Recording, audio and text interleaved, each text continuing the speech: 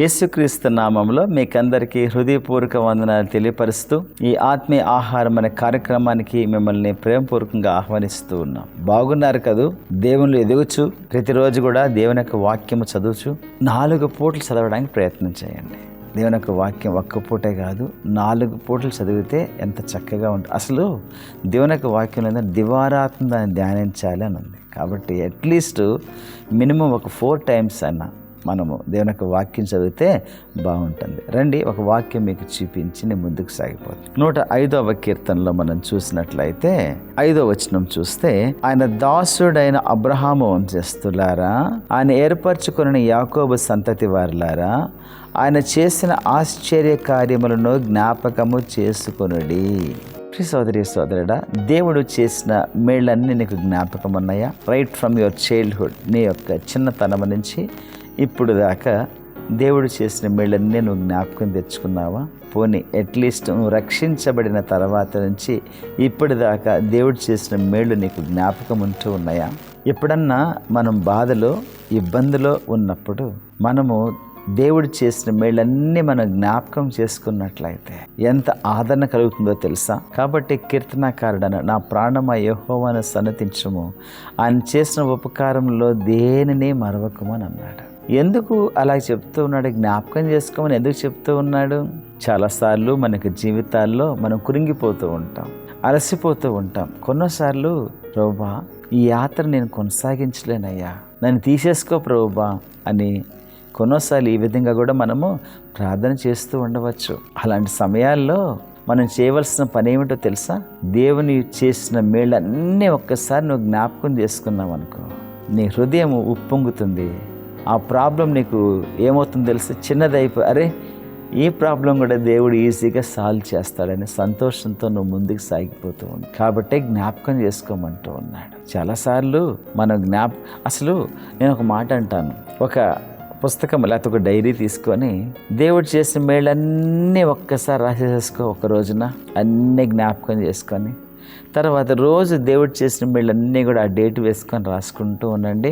మీకు బాగా కృంగుదల ఎప్పుడన్నా వచ్చినప్పుడు, శోధన మీకు వచ్చినప్పుడు ఆ డైరీ తీసుకొని మీరు చూడండి, వెంటనే కన్నీళ్లతో ప్రభును ఆరాధన చేస్తావు, ప్రభుని హత్తుకుంటావు. ప్రభువా, నీవు నాకుండగా లోకంలో నాకు ఇంకేది అక్కర్లేదని చెబుతావు. నా కేడము నా బలం అని చెబుతావు. నా బలమా, నా కోట, ఆరాధనా నీకే, నా దుర్గమా, ఆశ్రయమా, ఆరాధనా నీకే, ఆరాధనా, ఆరాధనా. అబ్బా తండ్రి నీకేనయ్యా, రాజాని భవనములు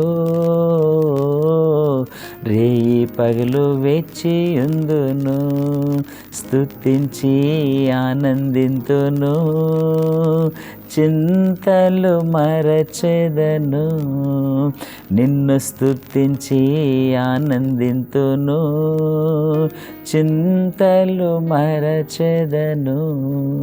నిజమే, ఆయన్ని మనము తలపోసుకుంటూ ఉన్నప్పుడు హృదయము సంతోషంతో ఉప్పొంగుతుంది. ఆనంద బాష్పాలు వచ్చేసి, అరే ప్రభు నాకుండగా నేను ఎందుకు ఇంత విచారపడుతూ ఉన్నాను? ఇదిగో నా చింత యావత్తు నీ మీద వేస్తూ ఉన్నాను దేవా, నువ్వు చూసుకో అని చెప్పి ప్రశాంతంగా నిద్రపోతావు తెలుసా?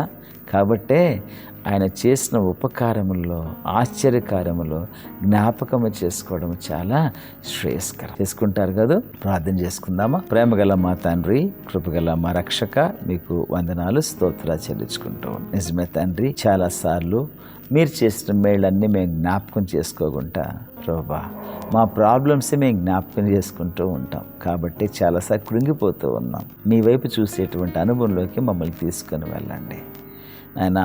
మా వెనక మీరు చేసిన అనేకమైన అద్భుత కార్యాలు మేము జ్ఞాపకం చేసుకుంటూ మిమ్మల్ని ఆరాధించేటువంటి అనుభవంలోకి మమ్మల్ని తీసుకొని వెళ్ళండి. మీ కృపగల ఆత్మకి మమ్మల్ని మేము అప్పచెప్పుకుంటూ ఉన్నాము తండ్రి. మీ దీవెన ఆశీర్వాదాలతో మమ్మల్ని నింపండి ఆయన. మీ మేలులతో మమ్మల్ని తృప్తిపరచండి తండ్రి యేసయ్య.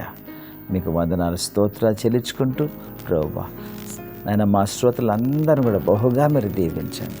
ఈ సమయంలో ఎవరైతే ప్రభువానైనా ఎంతో కష్టంలో ఉన్నారో, కన్నీరు కారుస్తారు, అయ్యా ఒక్కసారి వారిపైన మీరు దృష్టి చూపించండి తండ్రి. మీ మేలులతో తృప్తిపరచండి. మీకు వందన స్తోత్ర చెల్లించుకుంటూ ఇది నా ఆశీర్వాదాలతో, పరలోకపు దీవెనలతో, సంఘ దీవెనలతో వారిని అలంకరించవలసింది వేడుకుంటూ యేసుక్రీస్తు నామములో అడిగి వేడుచు ఉన్నాము తండ్రి. ఆమేన్. ప్రియ సోదరి సోదరుడా, మీరందరూ కూడా ఈ యొక్క కార్యక్రమాన్ని బట్టి సంతోషిస్తూ ఉన్నారని నేను భావిస్తూ ఉన్నాను. మీరు ఇతరులకు కూడా షేర్ చేస్తూ ఉన్నారు, సబ్స్క్రైబ్ చేసుకుంటున్నారు. కాబట్టి మీకు వందనాలు తెలియజేసుకుంటూ ఉన్నాను.